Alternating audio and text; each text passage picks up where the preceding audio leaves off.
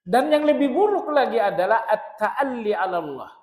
Bahwa mereka membicarakan hal gaib dengan pasti. Bahwa kami pasti ke surga. Nah, ini dua kejahatan. Kejahatan takabur dan yang kedua kejahatan memastikan hal yang gaib. Nah, terhadap kejahatan ini Allah katakan kalian adalah orang-orang yang zalim.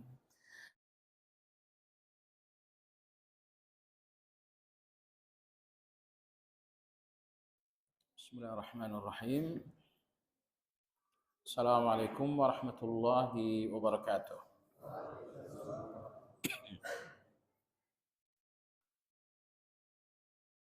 Innal hamdalillah nahmaduhu wa nasta'inuhu wa nastaghfiruh wa na'udzu billahi min shururi anfusina wa min sayyiati a'malina. Man yahdihillahu fala mudilla lahu ومن يضلل فلا هادي له واشهد ان لا اله الا الله وحده لا شريك له واشهد ان محمدا عبده ورسوله لا نبي بعده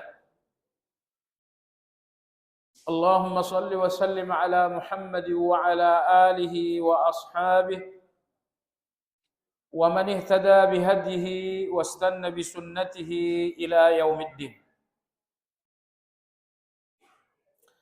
يا أيها الذين آمنوا اتقوا الله حق تقاته ولا تموتن إلا وأنتم مسلمون. Kaum muslimin wal muslimat rahimakumullah. Kajian tafsir surat Al-Baqarah malam ini insyaallah memasuki pembahasan pada ayat 94 dan 95.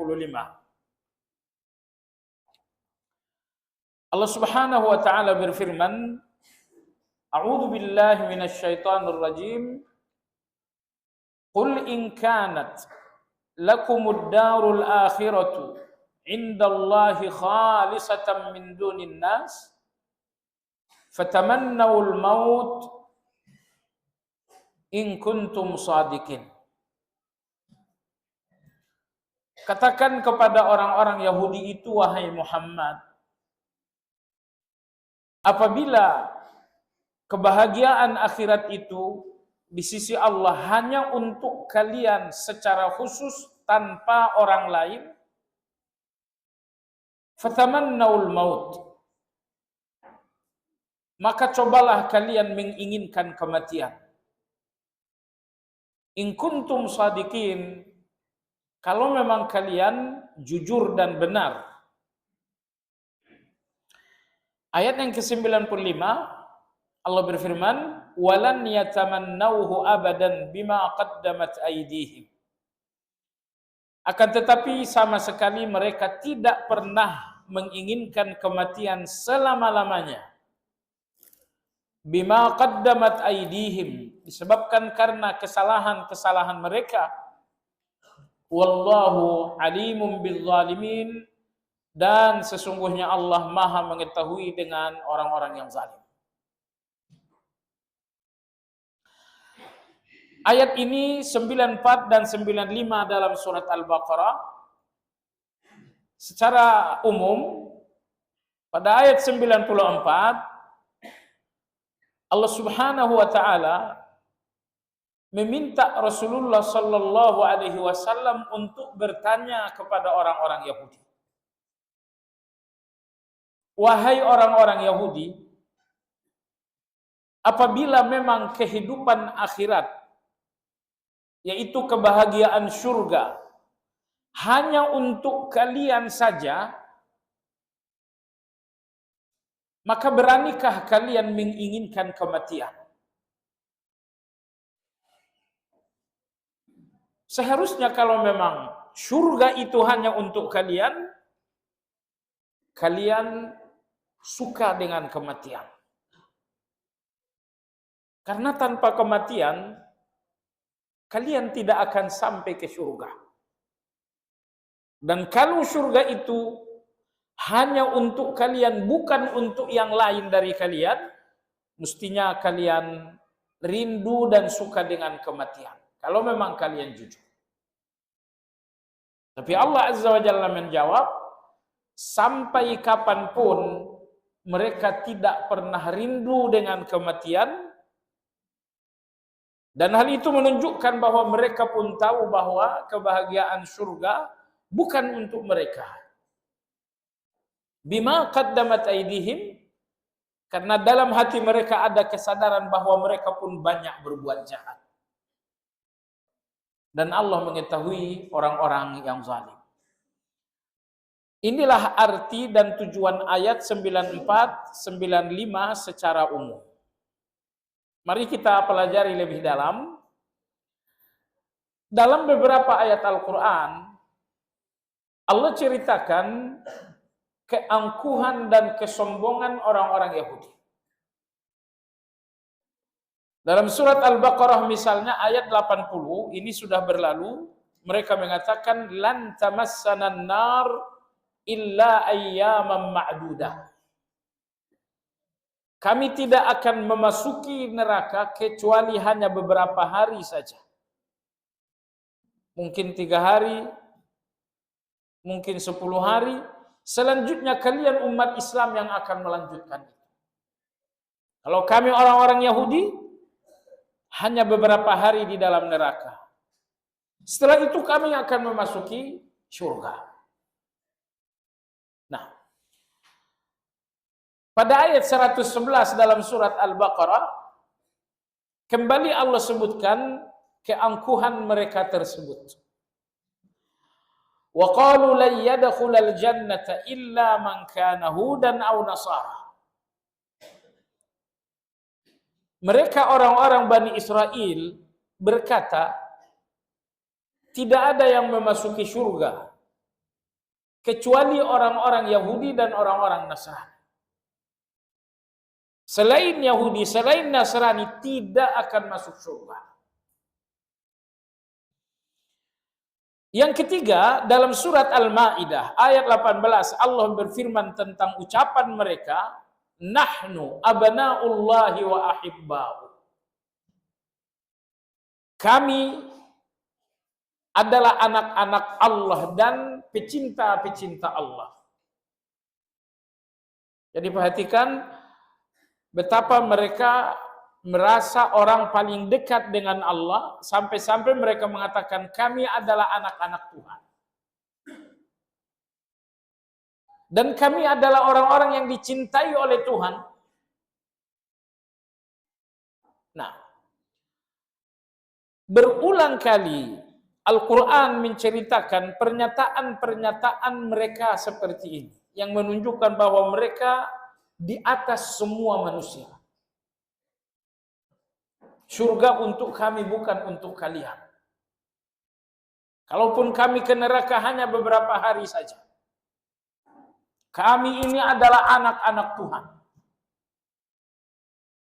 Nah, beberapa kali mereka mengucapkan seperti itu, maka Allah memerintahkan Rasulullah untuk memberikan jawaban yang tegas. Ayat 94 tersebut. Wahai Muhammad, katakan kepada mereka, kalau memang yang masuk surga cuman kalian saja, artinya kalian orang Yahudi, orang Nasrani pasti ke surga. Kalau begitu mestinya kalian rindu dengan kematian. Kalian ingin dengan kematian. Karena tidak ada jarak kalian dengan surga itu kecuali kematian. Dan dengan melewati kematian, kalian akan sampai kepada surga. Jadi, kalau benar kalian semuanya pasti ke surga, maka seharusnya kalian cinta dan rindu dengan kematian. Kenyataannya, mereka adalah orang yang paling takut dengan kematian. Dan ini bertolak belakang. Kalian orang-orang yang sangat takut dengan kematian, padahal di balik kematian itu ada surga. Seandainya dugaan kalian bahwa hanya kalian yang ke surga, mestinya kalian tidak takut dengan kematian. Tapi bahwa kalian takut dengan kematian, hal itu membuktikan bahwa surga bukanlah untuk kalian saja. Nah, ayat ini membantah hal tersebut. Coba kita lihat ayat tersebut. In kanat lakumud darul akhirah. Seandainya kehidupan akhirat alias surga lakum hanya untuk kalian. Di sini Allah sebutkan lakum di awal. Padahal bisa disebutkan di akhir. In kanat ad-darul akhiratu lakum. Bisa aja. Tapi justru redaksi ayat mendahulukan lakum. In kanat lakumud darul akhirah. Dalam ilmu balaghah ada satu undang-undang, susunan kata yang mestinya di belakang, apabila diletakkan di depan, itu tujuannya adalah takhsis. Tujuannya adalah pengkhususan. Jadi kalau ayat ini berbunyi, in kanatid darul akhiratu lakum, seandainya surga itu untuk kalian. Tapi lakum didahulukan. In kanat lakumud darul akhirah. Sekiranya surga itu hanya untuk kalian. Jadi muncul kata hanya yang maksudnya adalah taksis, pengkhususan bahwa surga itu hanya kami bukan kalian. Dari mana muncul pengkhususan ini? Karena Allah mendahulukan penyebutan lakum padahal mestinya dia di belakang. Taqdimu ma haqquhu ta'khir yufidu takhsis. Mendahulukan kata yang seharusnya di belakang menunjukkan pengkhususan. Maka dalam terjemahan, seandainya surga itu hanya untuk kalian, muncul kata hanya. Jamaah sekalian yang saya hormati, ayat 94 ini memberikan pelajaran sebagai berikut. Pelajaran yang pertama, bahwa tidak ada orang yang mencintai surga melainkan mencintai kematian. Karena tidak ada surga tanpa kematian. Maka siapapun yang mencintai surga, dia akan cinta dengan kematian. Masalahnya adalah rata-rata kita takut dengan kematian. Kenapa hal itu terjadi? Hal itu terjadi karena dua hal. Pertama, karena kita tidak tahu lebih banyak apa di balik kematian. Kita hanya melihat di balik kematian itu ada satu liang yang sangat sempit. Sendirian, sepi. Itulah yang nampak di depan mata kita. Karena kejahilan dan ketidaktahuan kita tentang apa di balik kematian, akhirnya kita pun melihat kematian itu dengan pandangan benci. Jadi ini penyebab pertama. Pandangan benci kita terhadap kematian karena kita nggak ngerti di balik kematian itu ada apa. Penyebab kedua, kenapa kita tidak cinta dengan kematian? Disebabkan karena hubbud dunia. Sebabkan karena hubbud dunia. Semakin seseorang cinta dengan dunia, maka dia akan benci dengan apapun yang menjauhkannya dari dunia, yaitu kematian. Makin cinta dunia, tentu makin benci dengan apa yang memisahkan dengan dunia, yaitu kematian. Nah, jemaah sekalian, inilah dua penyebab kenapa seseorang benci dengan kematian. Tentu dua penyakit ini harus diobati. Penyakit benci kematian yang pertama adalah al-jahal. Karena tidak mengerti apa di balik kematian. Ini penyakit yang pertama ini harus disembuhkan dengan ilmu. Harus disembuhkan dengan ilmu. Maka kita perlu mengkaji lebih dalam tentang ad-darul akhirah. Kita perlu mengkaji lebih dalam tentang seperti apa kehidupan setelah kehidupan yang sekarang. Kehidupan pertama kita adalah rahim. Dan itu hanya beberapa bulan. Lalu kita memasuki kehidupan dunia. Dan ini berpuluh tahun. Nah, setelah kehidupan dunia ini, kita perlu mengkaji lebih dalam apa saja peristiwa-peristiwa berikutnya. Jemaah sekalian, seandainya kita mengerti, kita pun mendalam tentang apa yang terjadi terhadap seseorang setelah kematian, insya Allah rasa benci dan rasa takut kematian itu akan berkurang. Sebagian ulama kita mengatakan, apabila Anda telah melihat keajaiban rahmat Allah di atas kehidupan yang sekarang, maka seharusnya Anda mengerti bahwa rahmat Allah di balik kehidupan yang sekarang jauh lebih ajaib lagi. Sekarang nih rahmat Allah untuk kita luar biasa, bukan? Nah, apabila seseorang telah keluar dari kehidupan dunia, memasuki kehidupan barzakh, rahmat Allah dalam kehidupan barzakh jauh lebih besar daripada rahmat Allah dalam kehidupan yang sekarang. Dan cukuplah salah satu kenikmatan barzakh yang dijelaskan Nabi kita sallallahu alaihi wasallam, bahwa setiap pagi dan setiap sore tabir akan disingkap, akan dibuka, sehingga orang-orang beriman dari alam kubur mereka akan melihat surga mereka. Ini istana kalian, ini bidadari kalian, ini tempat tinggal kalian di surga. Anda akan melihat surga itu 2 kali, pagi hari dan sore hari. Sekarang kita nggak lihat surga.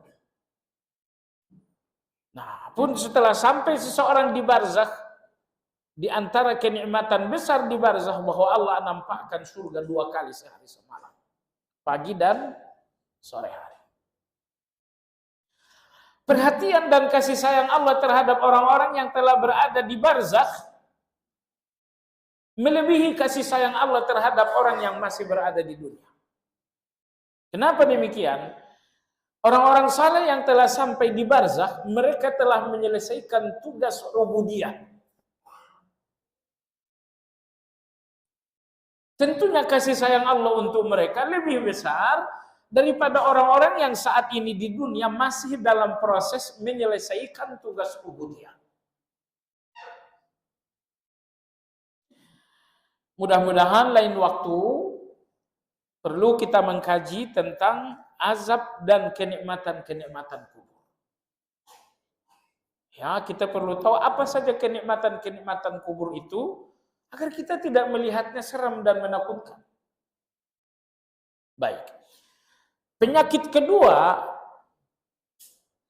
di mana seseorang benci dan takut dengan kematian adalah hubbud dunya. Ini penyakit yang kedua, kesembuhannya adalah dengan zuhud. Kesembuhannya adalah dengan zuhud.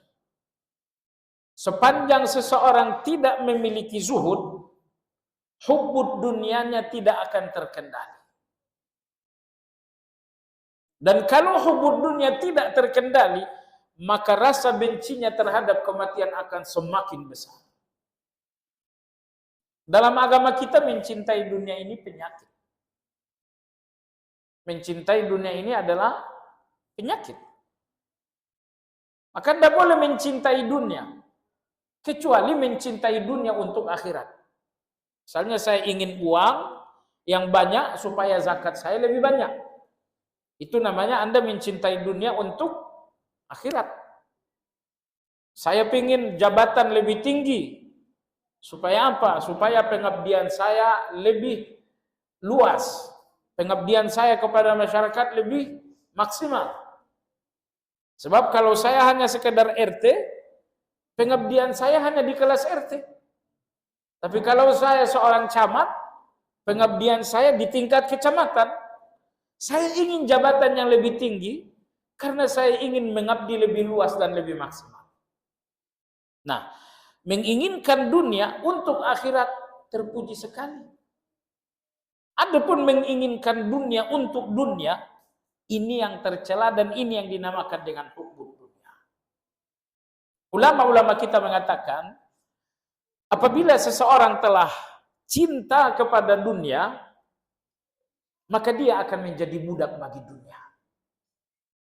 Yang seharusnya dunia itulah budak kita. Bukan kita yang menjadi budak. Tapi bagaimanapun, ketika seorang sudah cinta dengan dunia, mau tidak mau, suka tidak suka, cinta akan membuat Anda menjadi budak. Nomor dua, semua keburukan berpangkal dari cinta dunia itu. Yang pertama, dengki. Dengki ini terjadi karena hubbud dunia. Ya, misalnya saya beli pesawat baru, mobil baru tanggung amat. Misalnya saya beli pesawat baru, Anda dengki. Begitu Anda dengki dengan dunia saya, oh ini menunjukkan Anda hubbud dunia. Yang kedua, takabur. Orang-orang yang sombong dengan dunia menunjukkan bahwa dia sangat hubbud dunia. Ya, hubbud dunia yang kedua pasti melahirkan takabur dan kesombongan. Kan hanya segelintir orang yang tetap rendah hati dengan dunia. Uangnya banyak, jabatannya tinggi, tapi tetap rendah hati. Ini hanya sesendok. Ini hanya secuil manusia. Dan mayoritas orang, kalau sudah hubbud dunia, semuanya yang hubbud dunia pasti akan sombong. Sombong itu menolak kebenaran dan merendahkan manusia. Kemudian nomor tiga, apabila dunia telah menjadi cinta bagi seorang, maka dia akan gampang memusuhi orang lain. Memusuhi orang lain sangat gampang sekali. Kenapa? Karena pecinta dunia selalu melihat orang lain saingan. Saya jualan di sini, kamu jualan di situ. Pecinta dunia selalu melihat orang lain itu saingan. Sehingga muncul rasa benci dan permusuhan. Nabi kita sallallahu alaihi wasallam bersabda, la tanafasu. Kalian tidak boleh bersaing dalam hal dunia. Persaingan kalian adalah akhirat, bukan dunia. Baiklah jamaah sekalian, itulah beberapa penyakit apabila seseorang memberikan cintanya kepada dunia. Pertama adalah gampang dengki, yang kedua adalah takabur, yang ketiga adalah memusuhi dan melihat orang lain sebagai saingan. Ini semuanya efek dari memberikan cinta kepada dunia. Jemaah sekalian yang saya hormati, baik, itu pelajaran pertama. Bahwa orang yang mencintai akhirat mestinya mencintai dunia. Dalam hadis mencintai mati. Dalam hadis dari Aisyah radhiyallahu anha, Nabi kita sallallahu alaihi wasallam bersabda, "Man ahabba liqa Allah, ahabba Allah liqa'ahu. Wa man kariha liqa Allah, kariha Allah liqa'ahu."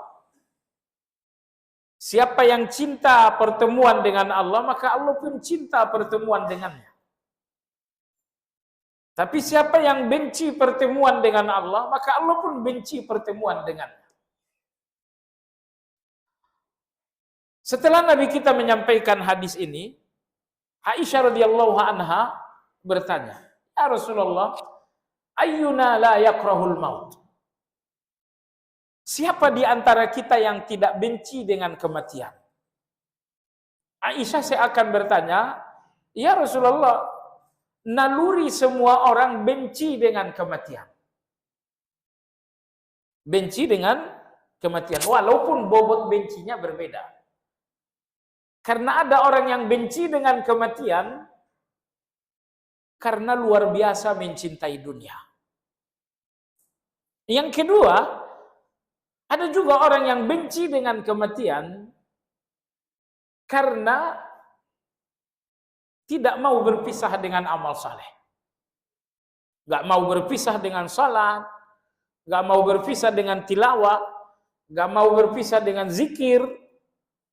Mereka sangat menikmati amal saleh dan melihat bahwa kematian akan memutuskan itu semuanya.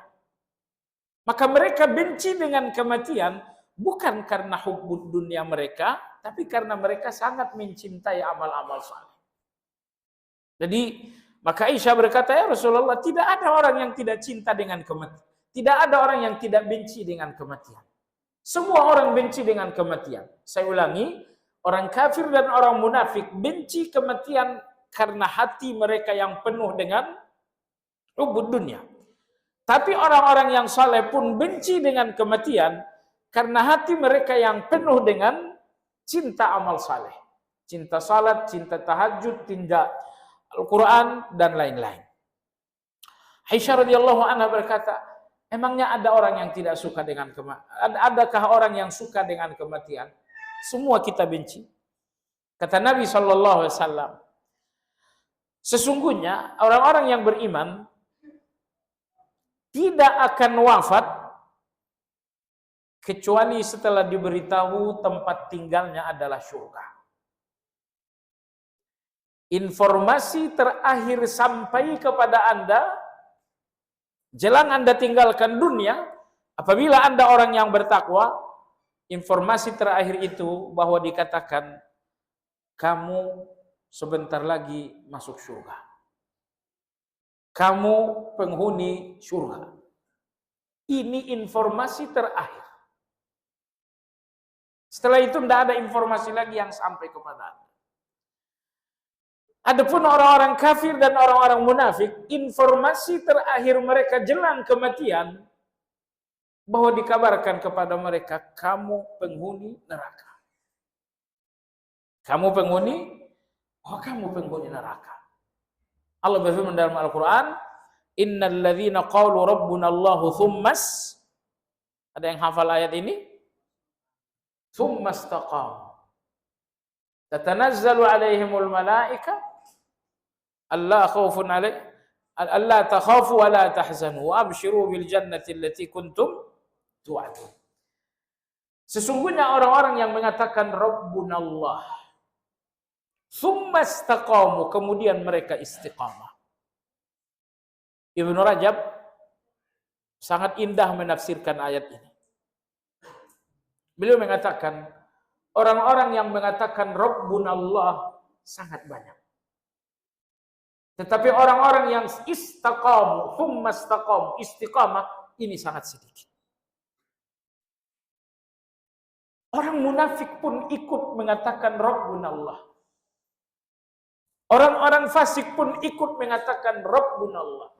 Tuhan kami adalah Allah. Tsumma istaqamu, tapi mereka tidak ikut di dalam istiqamah. Jadi level pertama Rabbunallah, ini kelas umum. Tsumma istaqamu, ini adalah kelas orang-orang khusus. Anda di kelas mana ini?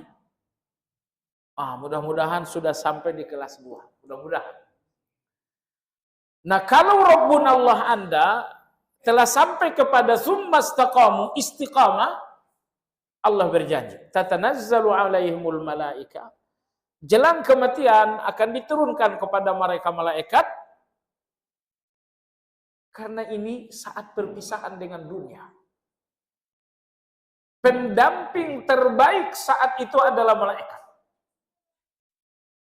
Jadi anak istri mereka ini bukan lagi pendamping. Justru melihat istri dan anak-anak ini membuat calon jenazah ini semakin sakit. Berpisah dengan istri, berpisah dengan anak-anak, bukankah ini sangat menyakitkan bagi calon jenazah? Makanya detik-detik kematian itu tatanazzalu alaihimul malaikah. Akan turunlah kepada orang-orang yang istiqamah itu malaikat. Apa kata malaikat? Allah takhafu wa la tahzan. Jangan takut dengan kehidupan di depan dan jangan gelisah dengan kehidupan di belakang. Kehidupan di belakang kau tinggalkan istri dan anak-anak, jangan gelisah. Kehidupan di depan bahwa nanti kamu akan ada di kubur, akan ada perhitungan amal di akhirat, jangan takut juga. Sehingga tidak ada orang yang beriman menjalani kematian dengan takut dan dengan gelisah. Kita aja yang melihat orang beriman wafat, kita gelisah, kita sedih, kita menangis. Adapun orang beriman yang wafat, mereka tidak mengalami dua hal ini. Allah takhafu, mereka tidak takut dengan apa yang akan terjadi di kubur dan selanjutnya. Wala tahzanu, mereka pun tidak gelisah dengan semua yang ditinggalkan. Mereka tinggalkan harta, mereka tinggalkan istri, mereka tinggalkan anak. Mereka nggak gelisah tuh. Kita kadang-kadang merasa sayang gitu kan. Oh si fulan meninggal, iya. Baru saja 2 minggu poligami. Sudah meninggal, sayang sekali. Sehingga kita yang lihat justru kita yang sedih. Maksud saya adalah beberapa peristiwa lalu kan ada yang begitu ya. Ada seorang kawan kita, Allah yarham, baru saja 2 minggu poligami, 2 minggu atau 2 hari. Poligami tiba-tiba wafat. Ya kita yang melihat sedih. Betul kita sedih, tapi dia yang pergi sedih tidak? Oh enggak sedih. Apa dalilnya enggak sedih? Ini dia. Dalam surat As-Saffat ini Allah katakan, La takhafu, alla takhafu, wa la tahzan.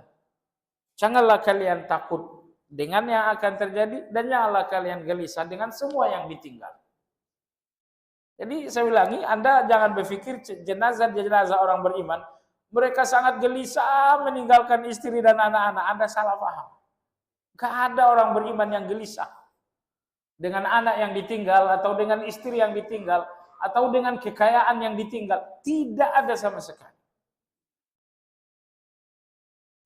Kenapa tidak ada? Berikutnya, wa abshiru bil jannah allati kuntum tu'adun. Bergembiralah kalian dengan surga. Ini dia. Informasi yang ketiga ini, pertama tadi la takhafu wa la tahzanu wa abshiru bil jannah. Wa abshiru bil jannah, inilah yang menghapus segala takhafu dan tahzan.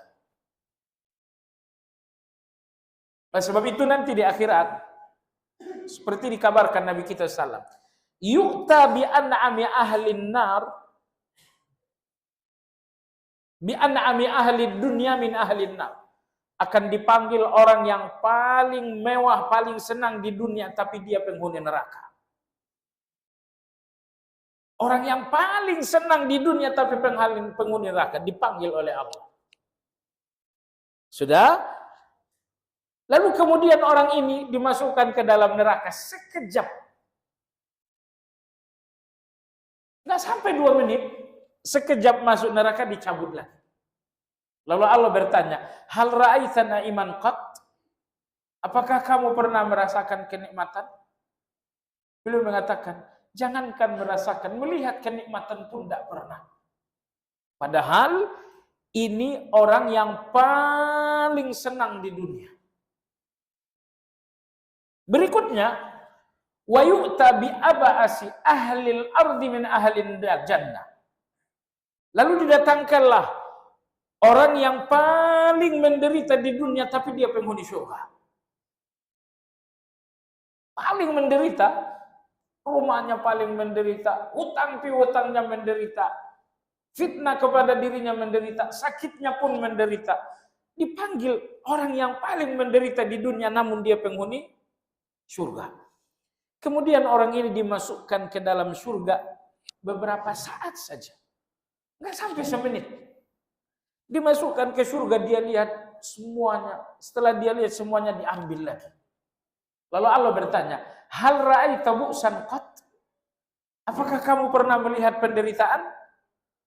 Orang ini mengatakan, ma ra'aitu bu'san qat.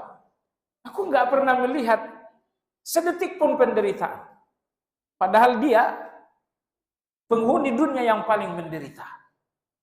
Nah, apa ini jamaah sekalian yang saya hormati? Orang yang berada di neraka akan lupa dengan semua kenikmatan dunia. Sebab itu ajaib ya. Kalau sampai penghuni neraka masih ingat dengan kenikmatan dunia, maka ada saat neraka itu terasa terkurang. Azab neraka itu terasa berkurang ketika mereka mengkhayalkan dunia yang berlalu. Dulu mah begini. Niscaya azab itu akan tidak terasa lagi kalau ada orang neraka yang masih ingat dengan kenikmatan dunia. Nah, begitu juga dengan penghuni surga. Surga yang penuh dengan kenikmatan, seandainya penghuni surga ada yang bisa mengingat penderitaan dunia, niscaya nikmat surga ini akan sedikit berkurang. Sampai di surga misalnya duduk ingatlah dulu pergi ke sana ngutang, pergi ke sini ngutang, datang 10 orang kawan, nggak ada yang ngasih uang buat ngutang.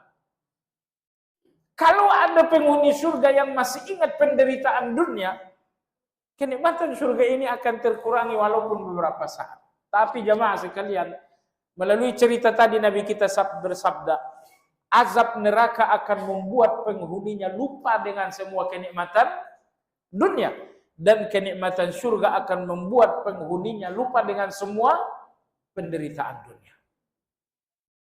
Baik. Jadi intinya tidak ada orang-orang yang istiqamah kemudian wafat dalam keadaan takut atau dalam keadaan gelisah. Kita ada yang gelisah dengan perpisahan, adapun orang yang wafat mereka enggak gelisah. Jangan berpikir ya Allah dia di sana, ini malam hujan kencang, bagaimana dia di sana? Anda saja yang gelisah. Kalau dia enggak gelisah.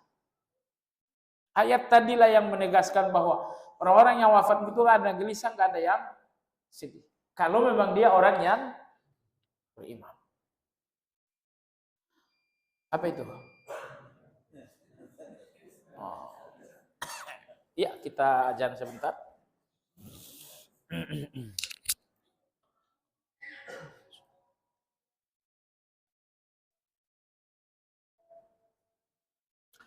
Ayat 95, Allah berfirman, wala yatamannahu abada.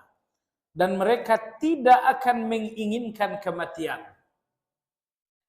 Ayat seperti ini 2 kali dalam Al-Quran.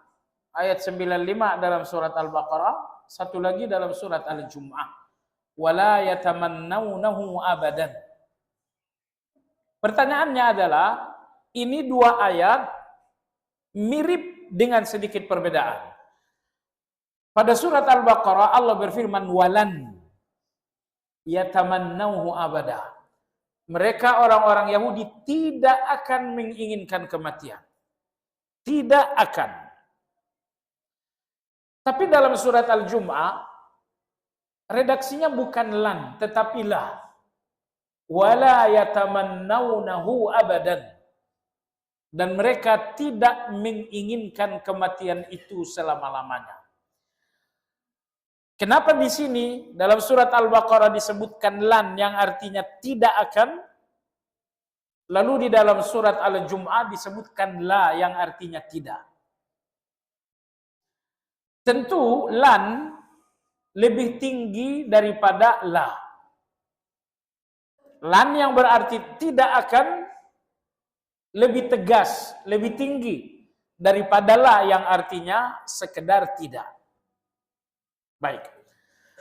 Hal ini disebabkan karena ucapan mereka dalam surat Al-Baqarah lebih besar, lebih buruk daripada ucapan mereka dalam surat Al-Jum'ah. Dalam surat Al-Baqarah ini mereka mengatakan, kami masuk surga, hanya kami saja, yang lain tidak. Surga itu kami yang punya. Maka Allah mengatakan lan, tidak akan. Tetapi dalam surat Al-Jum'ah mereka mengatakan kami ini wali-wali Allah bukan kalian. Maka dikatakan wala dan tidak. Ini dua-duanya bohong, dusta. dusta mereka dalam Al-Baqarah lebih besar daripada dusta mereka dalam surat Al-Jumu'ah. Dusta mereka dalam surat Al-Baqarah bahwa hanya mereka yang masuk surga, yang lain tidak. Maka Allah mengatakan lan, tidak akan. Tapi dusta mereka dalam surat Al-Jumu'ah lebih kecil dibanding dusta mereka di sini. Ya, karena dalam surat Al-Jumu'ah mereka mengatakan kami adalah wali-wali Allah, bukan kalian. Nah, jadi karena dalam surat Al-Baqarah dusta mereka lebih besar, maka sanggahannya pun lebih besar. Lan yatamannau abada. Mereka tidak akan berani menginginkan kematian. Dalam surat Al-Jumu'ah dikatakan wala yatamannaunahu abada. Baik, ayat ini, ayat 95 dalam surat Al-Baqarah menegaskan bahwa orang-orang Yahudi tidak akan pernah menginginkan kematian. Karena mereka pun tidak yakin akan memasuki surga. Artinya kalian dusta ketika mengatakan kami orang surga. Sebab kalau kalian orang surga, mestinya kalian tidak takut dengan kematian. Bahwa kalian sangat takut dengan kematian menunjukkan bahwa kalian bukanlah orang-orang surga. Jemaah sekalian, wallahu alimun bizzalimin, dan Allah Maha tahu dengan orang-orang yang zalim. Maha tahu dengan orang-orang yang zalim. Di sini kita lihat kejahatan orang Yahudi, pertama takabur. Kami anak Allah, kami penghuni surga, takabur. Dan yang lebih buruk lagi adalah at-ta'alli 'ala Allah. Bahwa mereka membicarakan hal gaib dengan pasti. Bahwa kami pasti ke surga. Nah, ini dua kejahatan. Kejahatan takabur dan yang kedua kejahatan memastikan hal yang gaib. Nah, terhadap kejahatan ini Allah katakan kalian adalah orang-orang yang zalim. Baik jemaah sekalian, demikianlah dua ayat dalam surat Al-Baqarah 94 dan 95. Barangkali ada pertanyaan terkait dengan penjelasan kedua ayat tersebut, dipersilakan.